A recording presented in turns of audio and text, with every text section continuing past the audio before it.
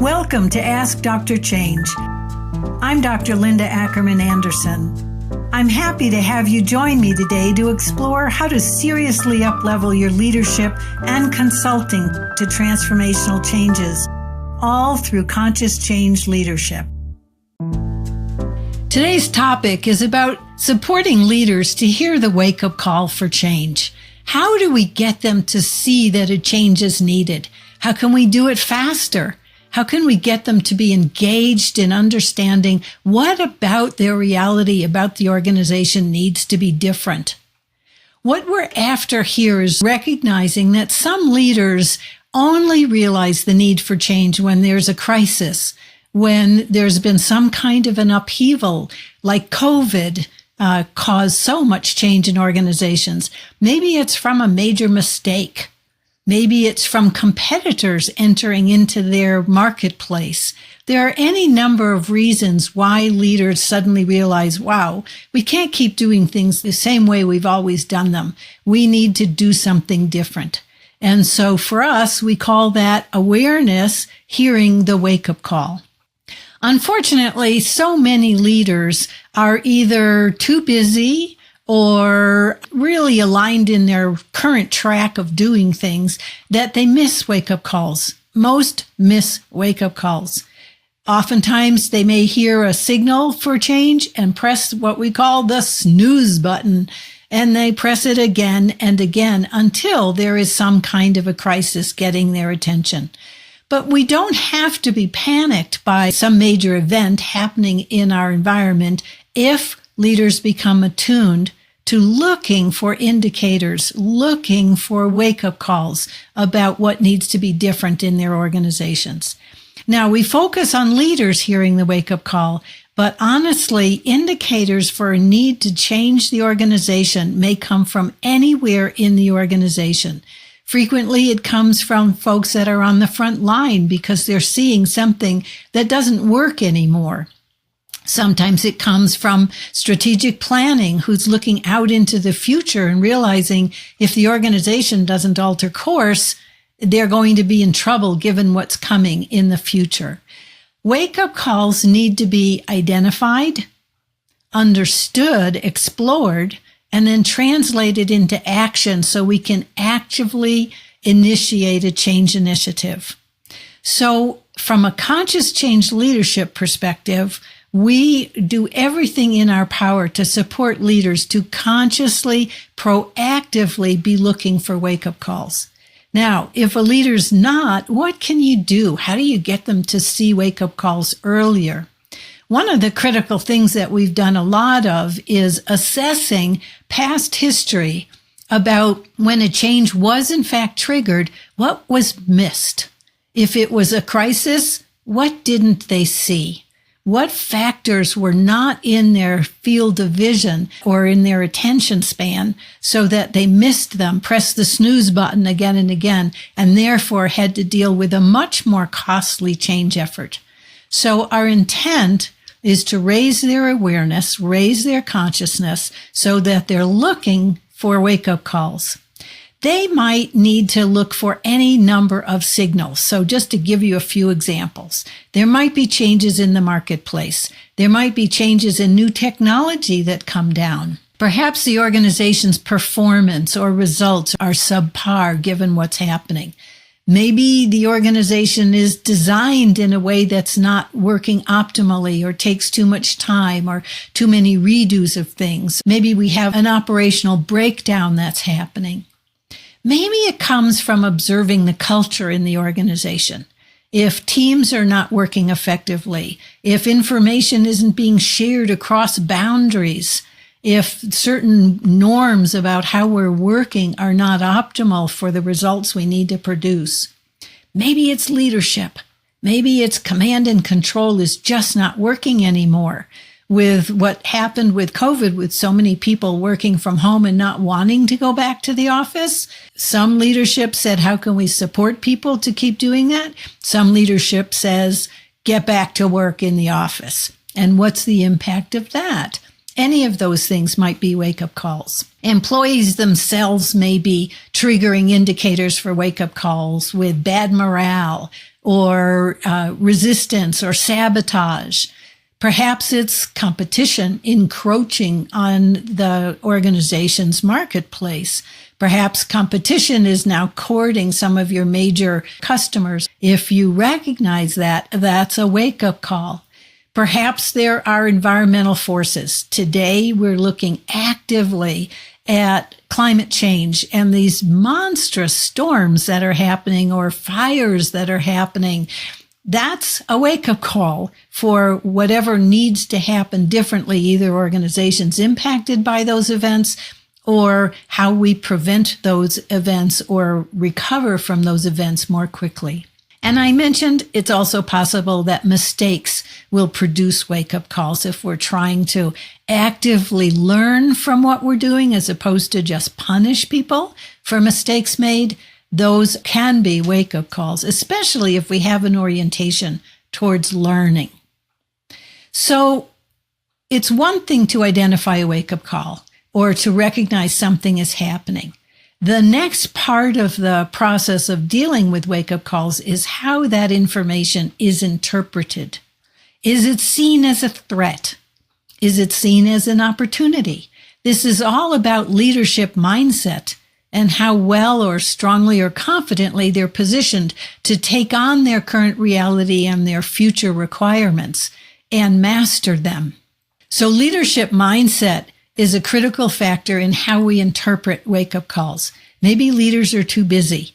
Maybe they're in an emotional state because of the mistake or the competition. Somehow we need to be able to talk straight with leaders, cleanly with leaders about what might be happening and what we might need to do with it. Sometimes leaders react to indicators for wake-up calls because of who generated it. Did it come from the union? Did it come from the first-line supervisors? Did it come from civilians versus sworn officers? That interpretation or judgment may influence how they interpret wake-up calls. One of the things that we look at in addressing wake-up calls is whether or not we can get leaders to achieve shared agreement about what the wake-up call actually means to the organization. I'll get to that in a moment, like how do we translate it into action? So how can we facilitate the exploration of the wake-up call so that leaders are open to understanding the possible meanings of it, particularly since it's typically out of their normal way of viewing reality? Sometimes we facilitate understanding the wake-up call with individuals one-on-one. Sometimes it's with a whole team, a leadership team, or a team of end users, a team of middle managers. Any of these things can be helpful. So we want to talk about using wake-up calls. What do we do with them? And so there may, in fact, be implications for strategy, for what the wake-up call means about business direction. There may be implications for stakeholders, who we have, what skills they have, their readiness, their ability to address a change in their reality. Maybe it has to do with implications for our customers or constituents or citizens. It could, in fact, be changes in how we address regulators. It could have implications for how we're structured operationally or how we're dealing with our finances, the economics in the organization. And certainly, they may have implications for culture. Wake-up calls allow us to define a case for change. Really, that's the substance of a wake-up call. Why do we need to change? Because we have this indicator that's pressing on us. It can help us identify initiative outcomes so that we're seeing what needs to be different. And I'll talk with you about phrasing wake-up calls here shortly. One of the most important things a wake-up call can do is to help us to shape the scope of a major initiative.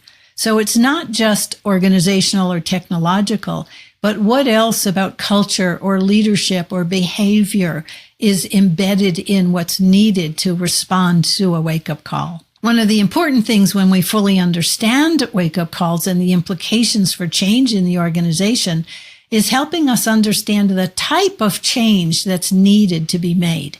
Is it transitional, which is more controllable, or is it transformational? COVID caused transformational shifts in our organizations. And so transformational changes require much more attention to be initiated in the organization. So I want to share with you a bit of the shaping of wake-up calls to help determine what needs to change in the organization. There are a variety of phrases I'll share with you that help to determine the importance of a wake-up call. Things like, we need to master how to do XYZ. Or, if we could only do this, we would be so much better off. Or, we need to change X because of these factors. So any of these things help position the need for change, the possibility and opportunity for what the wake-up call is asking for, and helps us to move into action to address it. So the actions that we need to take: explore more. What is the wake-up call? What are our judgments about it? What values are triggered? What assumptions are we making about it? And are those assumptions leading us to truly recognize the need to make change differently? Perhaps we need to initiate a major transformation or various sub-projects to deal with the requirements that the wake-up call has for us. It's also possible that the leaders themselves take it as far as they can, and then they assign responsibility for addressing the wake-up call, figuring out what has to change, and by all means, following up. Really critical. So what is our job now as consultants and coaches to leaders, and the leaders we serve are the leaders that are in the organizations we're consulting to? First of all, we need to look at our own mindset about wake-up calls in the organizations we serve. And so are we looking for them? One of the roles I like to describe is I'm on reconnaissance. I'm always looking for possibilities that something needs to be different. Perhaps we need to be coaches to the leaders that we're serving. And so we can coach them to explore possibilities, things that may be out of their sphere of influence or sphere of seeing. We can be actively asking wake-up call questions. What would be possible if we addressed this? What are the implications of this showing up again and again in the organization? Perhaps we can facilitate leaders through coaching, through team orchestration of a conversation, to really get inside the assumptions and the possibilities of the wake-up calls that are showing up. And clearly, one of the things that we can help do is to land a decision. We actually need to do something about this.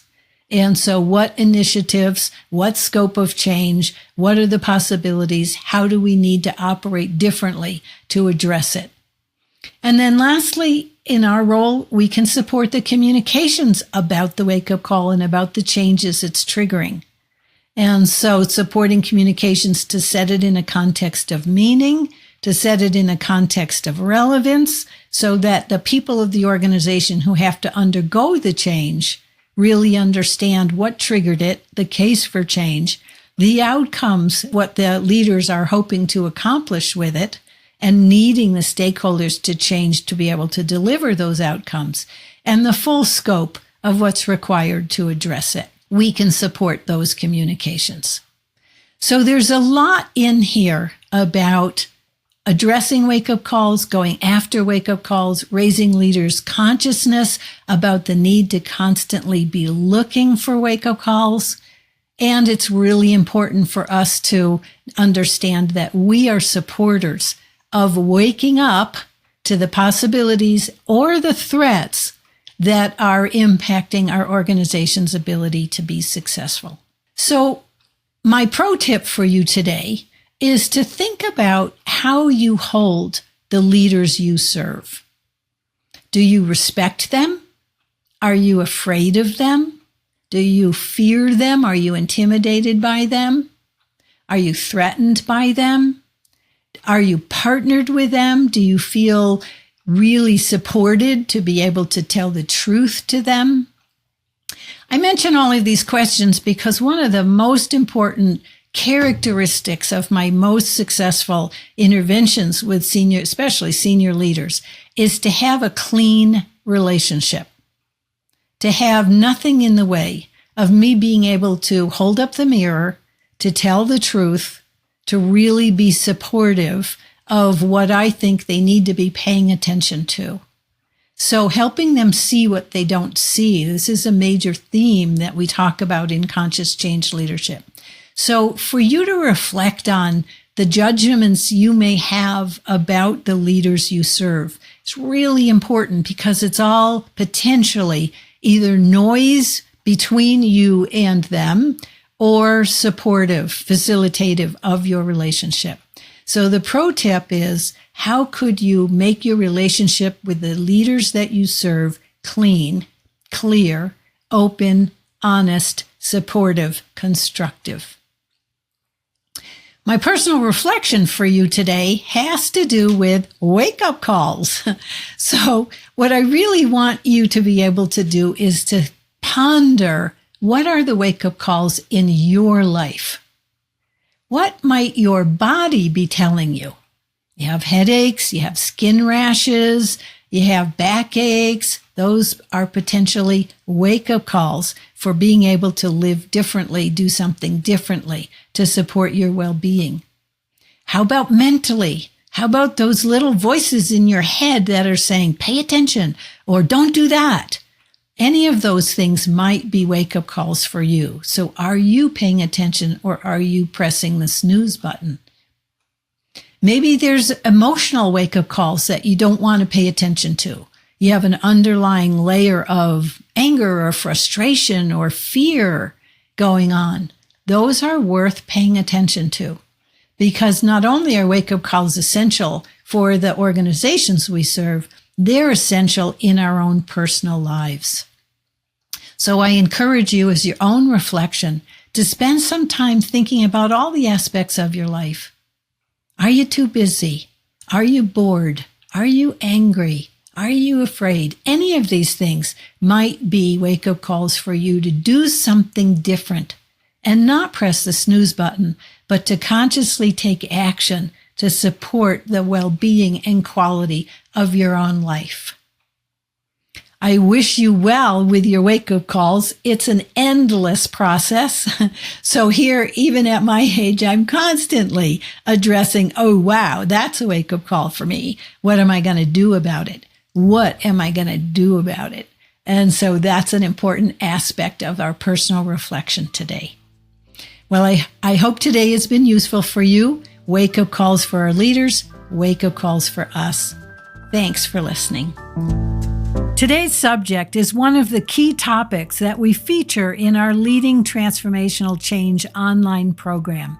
If you'd like to learn more about leading transformational change, go to beingfirst.com/LTC. Thanks for spending some time with me today. I hope you gained some valuable insights for your work. Please send me your questions and challenges by going to askdrchange.com.